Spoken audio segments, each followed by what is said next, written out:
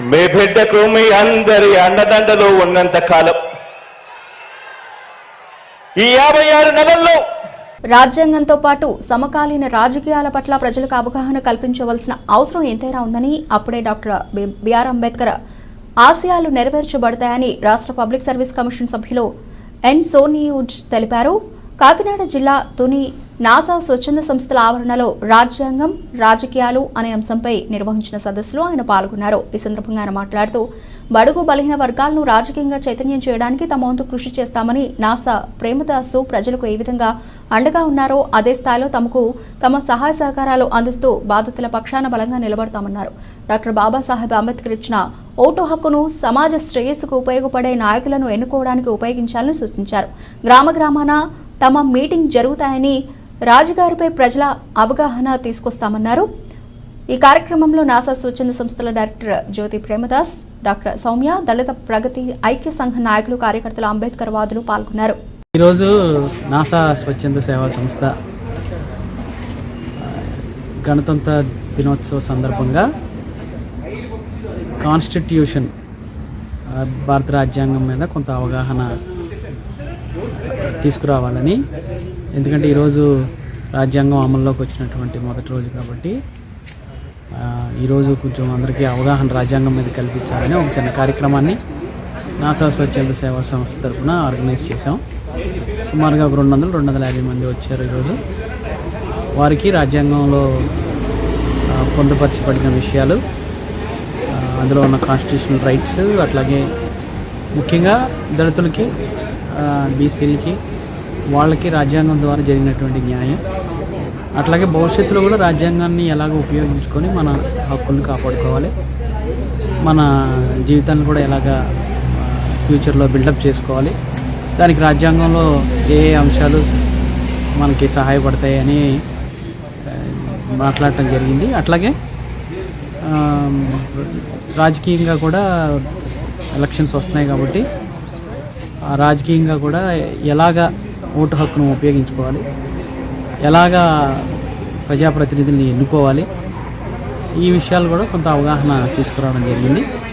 ఇంకా రానున్న రోజుల్లో ఎలక్షన్ అయ్యే వరకు కూడా ఆ రాజకీయాల్లో ఓటు హక్కును వినియోగించే విషయంలో, నాయకులను ఎన్నుకునే విషయంలో ఇంకా కొంచెం శ్రద్ధ పెట్టాలని చాలామంది సూచించారు. అవగాహన తీసుకురావాలి గ్రామాల్లో కూడా అని కొంతమంది అడిగారు. కాబట్టి ఆ విషయాల్లో కూడా ముందుకు వెళ్ళాలని నాసా సంస్థ తరఫున మేము అనుకుంటున్నాం. చాలా మంచి స్పందన వచ్చింది. మీ అందరికీ కూడా గణతంత్ర దినోత్సవ శుభాకాంక్షలు.